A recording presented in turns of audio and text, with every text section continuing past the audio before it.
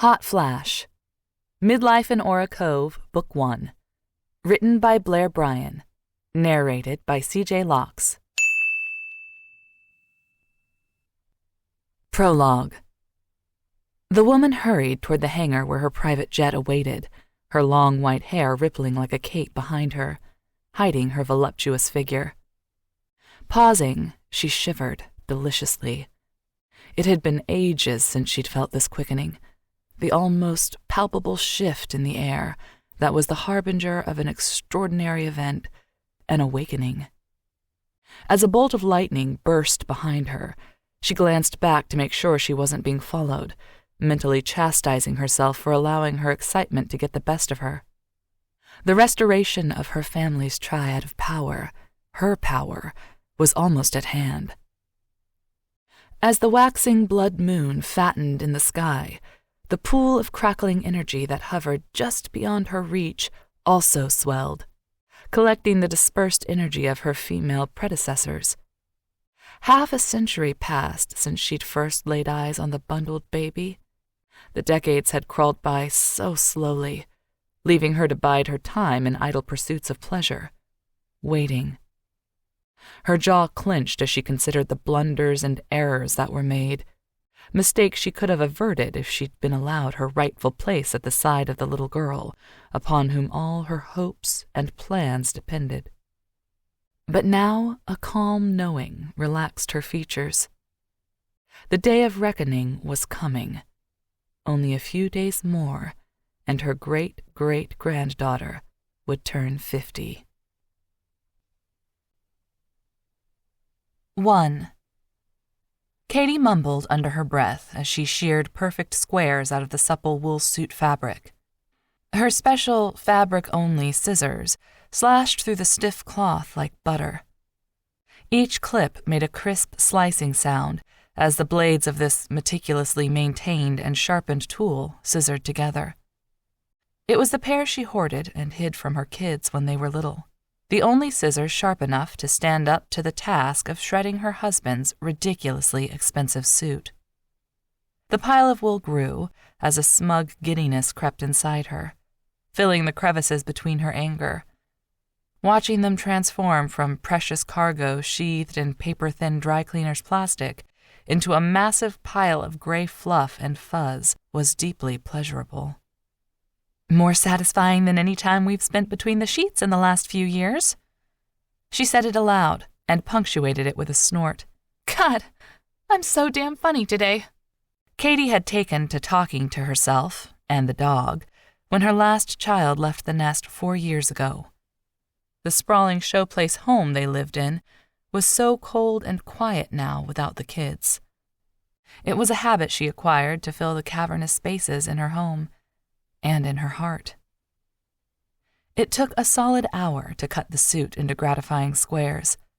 There was an extra perverse thrill knowing it was his good luck charm, the gray wool one she helped him pick out when he landed the job interview at the firm in Florida. Their day of picking out menswear together for the interview now felt a million miles away.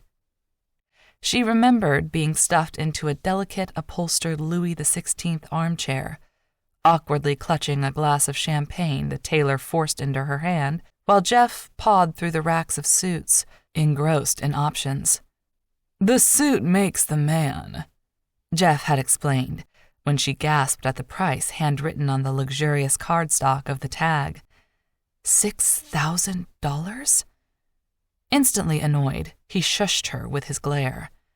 "I knew you wouldn't understand. This is big time, baby. I have to look the part." She rolled her eyes at his nickname, which used to make her weak in the knees, but had lately sounded phony. "I'll need an entire closet full of them once I become partner." The word partner still held the sting of rejection they'd both felt when he'd been overlooked for partnership at the firm in New York. Even though he'd graduated from Columbia, Katie discovered Jefferson was a mediocre attorney at best. He was quick to pass the blame to her, though, and offer a plethora of excuses for the slight. The most hurtful one being Katie wasn't quite the caliber they expected from the wife of a named partner. She wasn't a dinner party-throwing Atkins evangelist rocking a blowout 24/7. Katie was curvy and relied a little too hard on shapewear to keep her voluptuous curves in check. With his future career aspirations cut off at the knees, she'd convinced Jeff to leave New York when their oldest was just entering high school. Between the bitterness from the slight, the punishing long winters, and being confined to their minuscule rental, Jeff was eager to make a fresh start. After a few beers one night, they'd taped a map of the United States to the wall and thrown 2 darts. His landed on Chicago, and her heart leapt. Her parents lived there, with Yuli, her beloved grandmother, and they would jump at the chance to help her with the kids. Hers defied gravity and swerved to land on St. Petersburg, Florida, a place she'd never been. "Chicago's a hard no for me. Having your parents in our backyard and sticking their nose in our business constantly? No, thank you. Your relationship with them is already off the charts dysfunctional. I mean, who talks to their grandmother every day?" A visit to St. Petersburg, Florida, sealed the deal. After sharing an order of peel-and-eat shrimp from a food truck on the beach, Jeff drove their rental car down the streets of Aura Cove, a small beachfront community 20 minutes outside St. Petersburg. Katie couldn't explain the feeling of peace that enveloped her when they crossed into the city limits of Aura Cove. It felt like home. "This is it, baby. We're going to live here one day. Believe it. I'm going to manifest Aura Cove for us. You wait and see." He was so certain. A month later, they'd rented the only house they could afford in the area, and it felt like fate when Jeff landed his interview at the firm.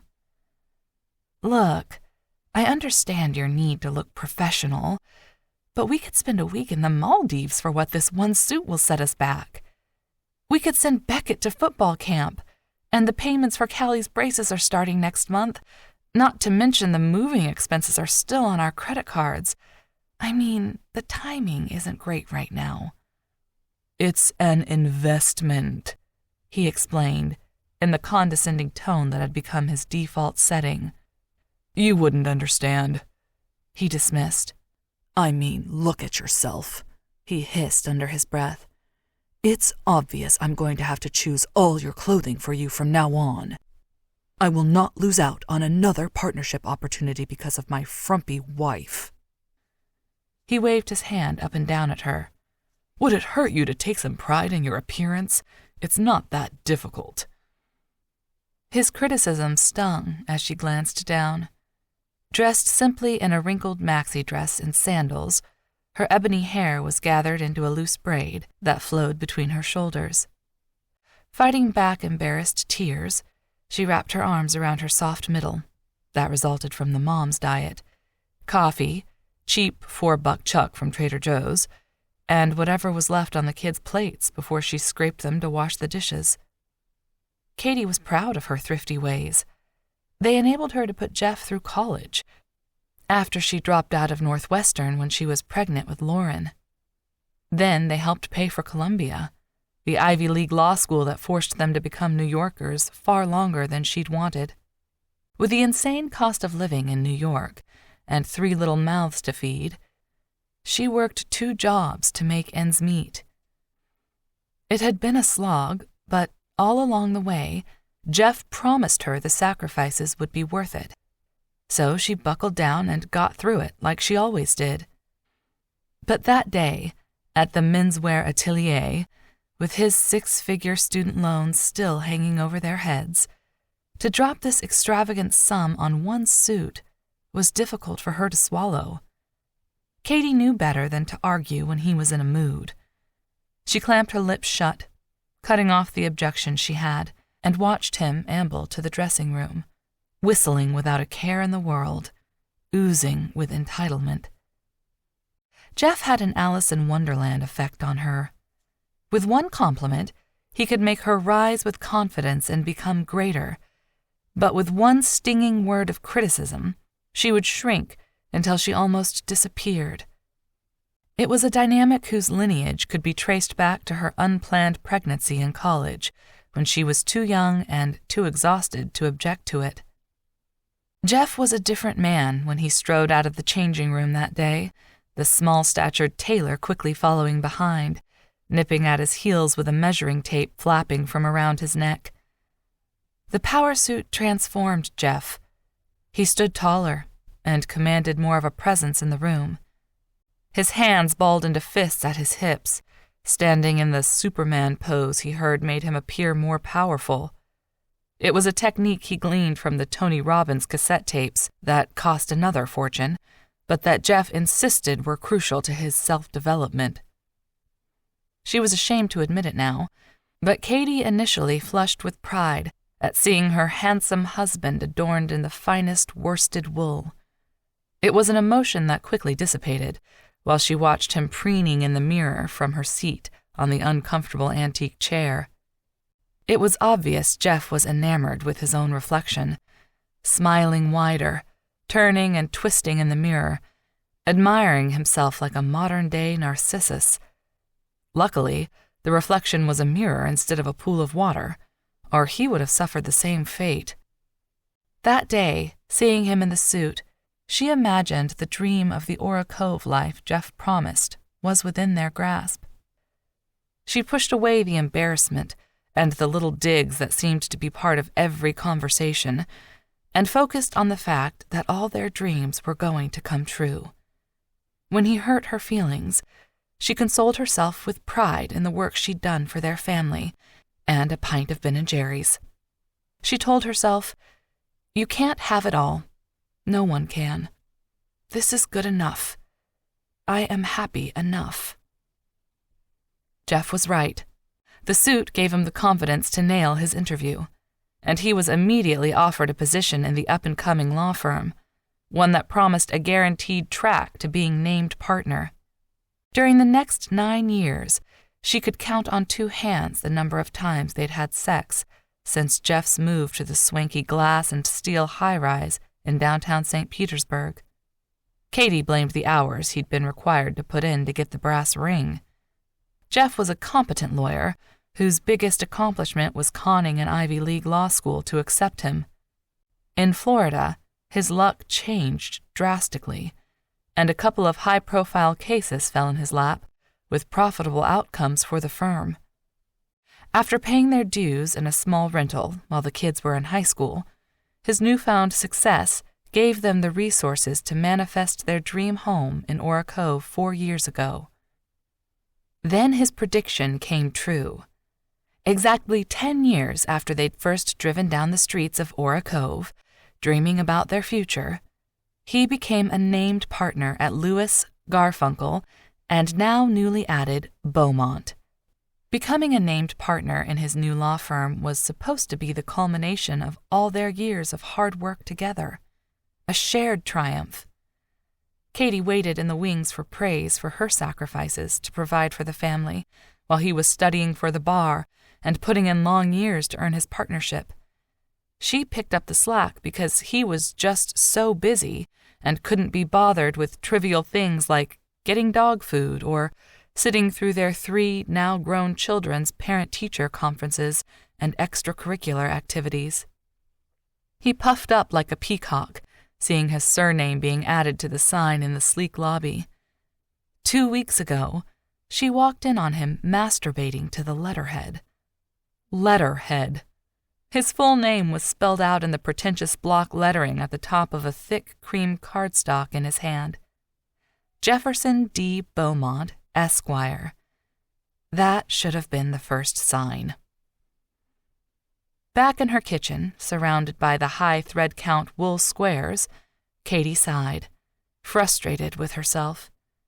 Continuing to shear the fabric, she shook her head, angry that she didn't pick up on the signs as she sipped on a glass of wine. Sure, it was only 10:30, but it was close enough to noon. Okay, technically it was noon adjacent, but in her current state, she was more than willing to overlook this small momentary lapse of judgment. Just an hour earlier, her fingers wrapped around a crumpled receipt that, at first glance, was another innocent ball of forgotten paper stuffed without thought into the pocket of his sport coat, left for her to dutifully retrieve. Katie habitually checked his pockets before sending the garments to the dry cleaner. After the hissy fit Jeff threw, when a tube of lip balm claimed 2 of his Finnemore dress shirts that cost more than any article of her clothing in their shared closet, she never dreamed the unassuming wad of paper had the power to destroy her life. She rubbed her palm on it to flatten it back out.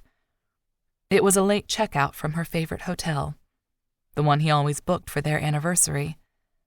There was a prickle of knowing as the hairs on the back of her neck stood up and her hands began to shake. Time stood still as she squinted to study it, trying to make out the tiny font. Tears blurred her eyes as she scrambled to find her reading glasses and brought the receipt closer to her face. The bill had been paid with a credit card whose last 4 digits she didn't recognize. 2 line items were daggers in her heart: champagne and room service. $194.77. One made her burn with smug self-righteousness. In-room Cinemax, $29. Maybe it's not me after all. Who orders pay-per-view porn during a secret tryst? Sex addicts, that's who. Arlo, her dog at her feet, howled in agreement. His caramel hair was long and tangled, and he needed a groom. Katie stared down at the paper, unable to tear her eyes away from the evidence. In her crazed state, she rubbed the heel of her hand over it again and again as her thoughts swirled, wincing when she noticed the dark spots tucked between the bluish veins on her hands, marks she first tried to classify as freckles, but now had to admit leaned hard into age spot territory. Why do a woman's hands age faster than the rest of her body? She asked, then answered herself. That's easy, because women do all the work. Am I right, boy? She reached down to pet Arlo, then scratched his favorite spot under his chin. You're the only man in my life who hasn't been a total disappointment. You're Mommy's best boy, aren't you? She asked, using her goofy, high-key dog modulation that made one of his ears perk up. He was a mutt she'd rescued from death row at the local pound, a dog that she loved and Jeff loathed because he shed. God knows we can't have a single hair on your perfectly pressed trousers, jerk. She picked up a handful of wool fabric squares and let them fall like snow from her fingertips back down to the table. A secret credit card. The unfamiliar digits stung. It was the reddest of the red flags. The new information burned inside her, tumbling and roiling in her belly, a revelation that held a secret power she was failing to contain. Needing to release its power into the world and free herself from its poison, she aggressively punched the digits of her best friend's phone number. When Frankie picked up on the first ring, like she always did, Katie blurted, "He's got a secret credit card." The words, now free and the secret unlocked, hastened the flow of tears welling in her eyes and tracking down the lines on her face. "Oh, Katie," Frankie consoled. "No." "Yes, very much yes." A bitter sigh escaped her lips, and she swallowed the knot in her throat. "And this is why I'm dead inside. NTM," Frankie said. "NTM?" Katie was confused. "Never trust a man," Frankie spelled out. "Did you know there was an actual study done at some fancy university that found males were more willing to punish others for their own personal gain than their female counterparts?" Frankie huffed in outrage. "I didn't need a study to come to that conclusion. I lived it." "Focus, Frankie. We can get back to hating them collectively as a species later." Katie let out a strangled laugh, then burst into tears. "I'm such an idiot," she cried. Looking back, there might have been a few hints, but I ignored them. "Like what?" "Well, there were a few late-night texts he explained away, and a couple months ago he started going to the gym again. And then one afternoon, I went to his office to surprise him with lunch, and he was already out with his legal assistant, Brittany. I waited in his office for 2 hours for them to come back. It was humiliating. That shitbag, Frankie muttered. Her tone was infused with the outrage Katie felt, and her unfettered loyalty endeared her even more to Katie. Denial ain't just a river in Egypt, Katie deflected with humor, using a twangy Mark Twain drawl, then burst into tears. God, what do I do? Frankie was always good in a crisis. I know what I would do, but this is your life. Whatever decision you make, I've got your back. I don't think I can turn a blind eye to it anymore. She exhaled deeply with resignation. I mean, it's one thing to have suspicions, but completely different to hold the proof in your hands. She gulped, staring down at the receipt. I think I want a divorce. Katie found the wine bottle and dumped the rest of it into her glass, and then chucked it toward the garbage can, where it hit the refrigerator and shattered into a million pieces. What was that noise? Frankie asked. Shoot, Katie said under her breath. It's nothing. I just dropped a glass. Are you okay? Of course not, Katie argued. No one's okay when they discover their husband is cheating. I'm sorry, honey, she offered, then changed tactics, switching into damage control mode. The sympathy in her tone made more tears fall down Katie's cheeks. Frankie wasn't normally empathetic. She was a logical Scorpio with a thirst for revenge. I'm not the one you call when you need someone to hold your hand. Frankie always admitted her shortcomings easily, and that was part of her charm. But when you need someone to drive the getaway car or help you bury the body, I'm your girl. Okay, listen to me very carefully. You need to be smart here. First, you have to get your paperwork together. Make a plan. Do you know where all the financial documents are at? Of course, I'm the one who pays all the bills. Okay, good, she exhaled. Get copies of everything. Bank statements, credit cards, investments, retirement accounts, everything you have owned jointly. I'm going to text you the name of the attorney. She's a real ball-buster, ruthless as hell. You know he's going to find some big gun to represent him, and he already has a tremendous advantage from knowing the ins and outs of the legal system. Jeff is going to exploit every loophole he can find. You have to protect yourself. I know. Katie cradled the phone between her shoulder and neck while she swept up the glass.